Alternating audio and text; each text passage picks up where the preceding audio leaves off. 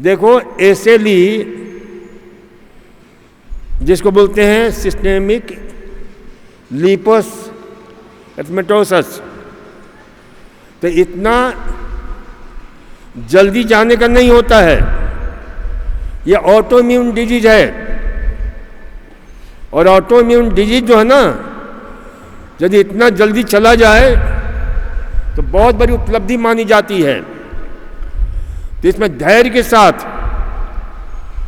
बार बार यहां आकर के इलाज कराना पड़ता है, ताकि आपकी जो सुरक्षा व्यवस्था, शरीर की जो इम्यूनोलॉजिकल प्रोसेस है जो डिस्टर्ब हो गया है, उसे नियंत्रित किया जाए, नियमित किया जाए।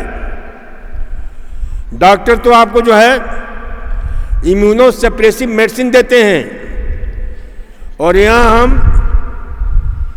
उस इम्यून सिस्टम जो हमारी सुरक्षा के लिए है, वह हमें जो है नष्ट करने पर लग जाता है।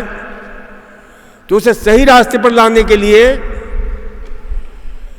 विशेष रूप से जो है हमारी, ताकि जो खास करके जितने भी ऑटोइम्यून डिजीज है उसमें जो CD8 टी सेल्स और CD4 टी सेल्स, इनके बीच जो है ना सामंजस्य खत्म हो जाता है।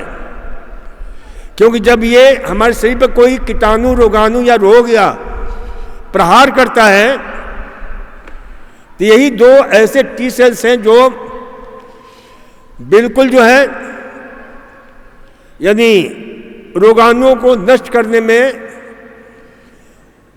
खत्म अपने को जो है भीड़ जाते हैं। लेकिन जब ये रोगाणु खत्म कर देते हैं, फिर ये अपने अपने रेगुलेटरी जो टी सेल्स होता है वो इनको ऑर्डर देता है, जो साइटोटॉक्सिक यानी किलर टी सेल्स हैं ये, कि भाई तुम अपने अपने बारों में लौट आओ।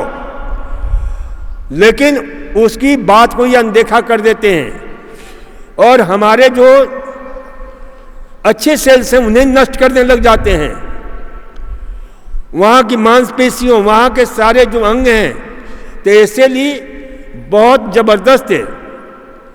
आपके सिस्टमिक रोग है जो एक एक सिस्टम पर प्रहार करता है, कभी किडनी के ऊपर, कभी लीवर के ऊपर, कभी लंग्स के ऊपर, कहीं स्किन के ऊपर, कहीं कहीं भी। तो इसलिए हमें बड़े सावधान रहना चाहिए। और ये क्यों होता है? Due to wrong feeding, wrong living, wrong thinking. अपने खान पान को सुधारो, आहार विहार विचार व्यवहार को सुधारना बहुत जरूरी है, तब जाकर के आयुष्य आप ठीक हो सकोगी। आप जो है ना, ये बीमारियां इस समय क्यों इतनी फैल रही हैं, उसका सीधा सा कारण है कि हमारा खान पान, जो कि मूल आधार है हमारे रस, रक्त, मांस, मज्जा, मेद, अस्थि, ओज, वीर्य, तेज का, जिससे सारे अंग बनते हैं। तो कभी हम क्या करते हैं कि फास्ट फूड, कभी जंक फूड, कभी कॉन्फेक्शनरी फूड, कभी फ्राइड फूड ये खाते हैं। तो अब कई लोग कहते हैं भाई मेरे को ही क्यों हो गया? तो इसलिए हो गया कि आपका जो इम्यून सिस्टम है वो ज्यादा रिएक्टिव है, और उसके कारण वो पूरा एक्सप्रेस होने लग गया। कुछ लोगों को दबा हुआ होता है। तो इसलिए जो है ना, ये ध्यान रखो कि ये सारी गड़बड़ी हमने पैदा करते हैं और फिर ये तकलीफें होती हैं। फिर उसके बाद जो है आहार विहार में चेंज, जो यहां बताया जाता है उसे घर पर भी करते रहो। और एक चीज एसएलई को ध्यान रखना चाहिए कि हम सबको धूप स्नान बताते हैं, इन लोगों को धूप में नहीं जाना चाहिए। धूप इनके लिए खतरनाक हो जाता है, तो इसे ध्यान रखना चाहिए।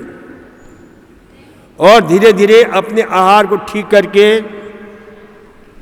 आप अपने प्राणायाम, इसमें प्राणायाम का बहुत बड़ा रोल है। अनुलोम विलोम प्राणायाम, शीतकारी प्राणायाम, शीतली प्राणायाम, जो आपके शरीर को ठंडक पहुंचाए।